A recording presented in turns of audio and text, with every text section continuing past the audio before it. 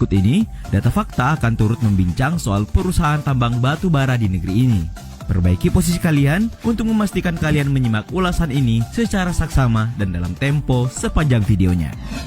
Tapi sebelum lanjut, kami ingatkan kembali untuk subscribe channel ini dan aktifkan lonceng notifikasi kamu untuk mendapatkan video edukatif dari Data Fakta.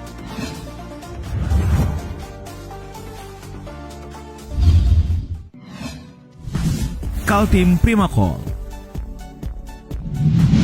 Laman CNBC Indonesia menyebut kalau perusahaan yang satu ini merupakan perusahaan tambang batu bara terbesar di Indonesia. Ini dia PT Kaltim Primacoal atau lebih dikenal dengan nama PT KPC. Produsen tambang batu bara terbesar di Indonesia ini terletak di Kabupaten Kutai Timur, Provinsi Kalimantan Timur. Tepatnya di daerah Sangatta yang memang dikenal sebagai surga lahan tambang batu bara di Nusantara ini. Anak perusahaan PT Bumi Resources Tbk ini di tahun 2018 kemarin dikabarkan memproduksi sebesar 58 juta ton atau menyumbang sekitar 11% dari produksi batu bara nasional. Kabarnya ya, PT KPC mampu memproduksi batu bara siap jual sebanyak 8.000 ton per jam. Tidak heran kalau perusahaan ini menyetor penerimaan negara bukan pajak atau PNBP sebesar 6,37 triliun rupiah. Ini merupakan setoran PNBP terbesar di subsektor minerba Indonesia. Dan kalau kalian penasaran siapa orang besar di balik perusahaan ini, ya kabar yang berembus keluarga Bakri dengan Bakri Grupnya merupakan pemegang saham mayoritas dalam perusahaan ini.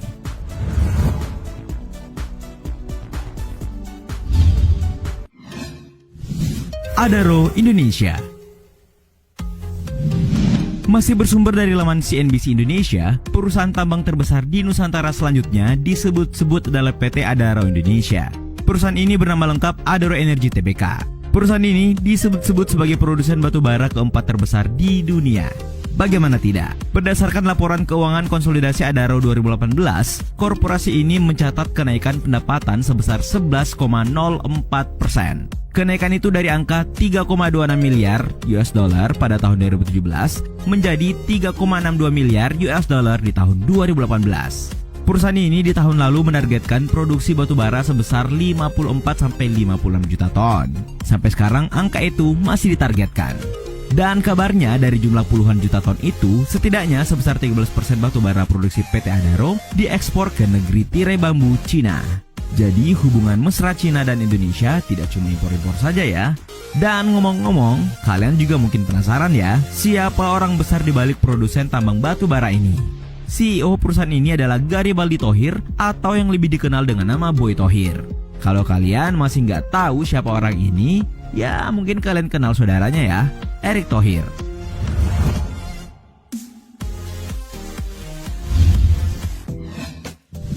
Borocoal.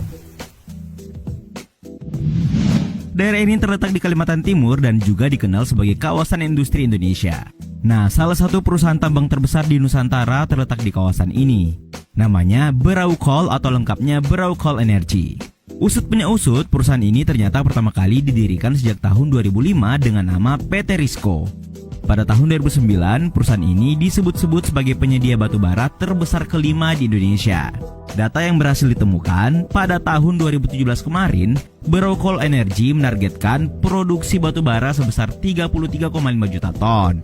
Jumlah ini meningkat dibandingkan realisasi produksi tahun 2016 yang kabarnya hanya menyentuh angka 26 juta ton batu bara. Meski perusahaan ini terbilang besar, namun terpaan badai juga pernah menerjang produsen batu bara ini.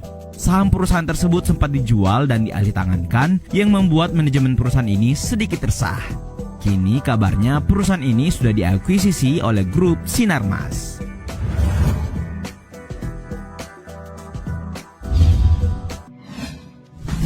Kideko Jaya Agung. Produksi batu bara terbesar selanjutnya adalah Kideko Jaya Agung yang usut punya usut sudah berdiri sejak tahun 1982. Bersumber dari laman resmi perusahaan ini, kabarnya perusahaan memulai bisnisnya dengan produksi 1,2 juta ton batu bara.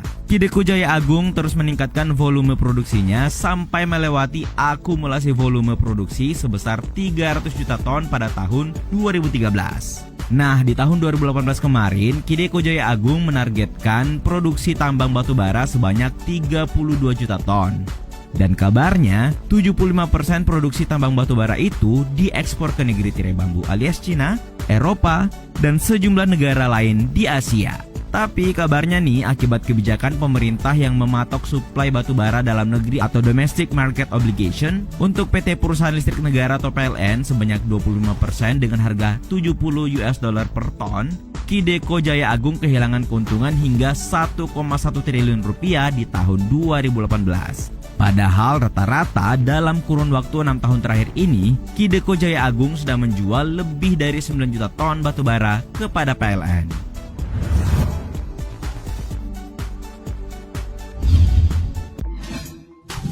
Arutmin Indonesia. Sekarang kita akan bahas lagi nih satu perusahaan yang ada kaitannya dengan Bakri Group.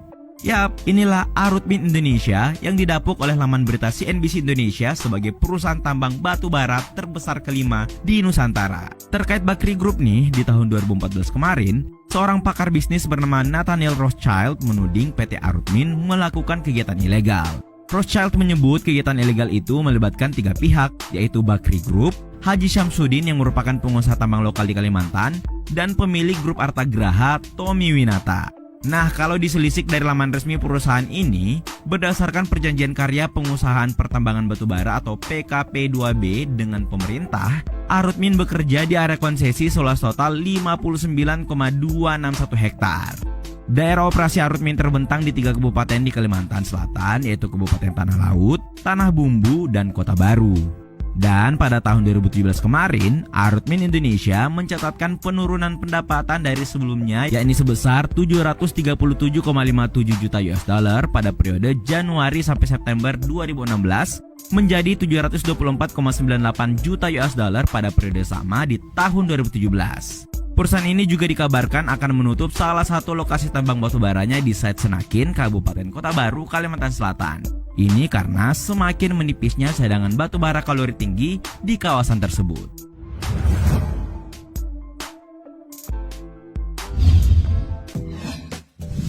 Bukit Asam.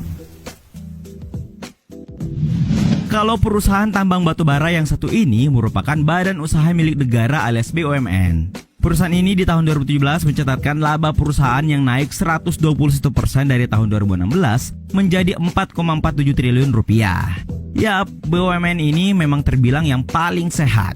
Sepanjang 2017 nih, pendapatan usahanya mencapai 19,47 triliun rupiah atau naik 38,5% dibandingkan pendapatan sepanjang tahun 2016 yang hanya 14,05 triliun rupiah.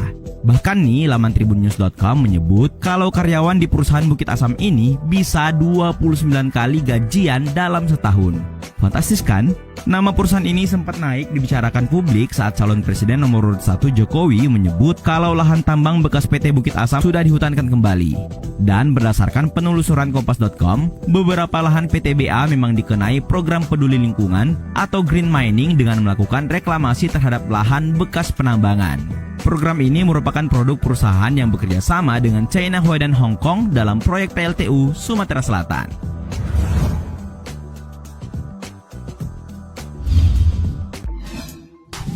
Borneo Indobara. Perusahaan tambang yang satu ini lagi-lagi merupakan anak perusahaan Sinarmas Group. Borneo Indobara sudah bergerak sejak tahun 2005. Set office-nya berlokasi di Kecamatan Angsana, Kabupaten Tanah Bumbu, Kalimantan Selatan. Pulau Kalimantan memang dikenal sebagai surga lahan tambang batubara. Kabarnya, produksi perusahaan Borneo Indobara ini telah mendapat persetujuan produksi dari pemerintah sejumlah 17,2 juta ton pada tahun 2018. Tapi sayangnya, perusahaan ini harus berhadapan dengan gugatan masyarakat. Soalnya, perusahaan tambang grup Sinarmas ini belum mengganti rugi lahan warga dari 6 desa yang menjadi lahan kerja Borneo Indobara. Tidak main-main ya. Jumlah warga yang melakukan unjuk rasa karena belum mendapat ganti rugi atas penggunaan lahan mereka mencapai 4.000-an warga. Aduh. Itulah tadi sejumlah perusahaan tambang batubara terbesar di Indonesia. Gimana nih menurut kalian terkait perusahaan-perusahaan tersebut? Terima kasih sudah menonton. Jangan lupa like dan share. Nonton juga video-video edukatif lainnya yang sudah kami sajikan untuk kalian. Sekali lagi, jangan lupa subscribe dan tinggalkan argumenmu di kolom komentar. Sampai jumpa di video edukatif Data Fakta selanjutnya.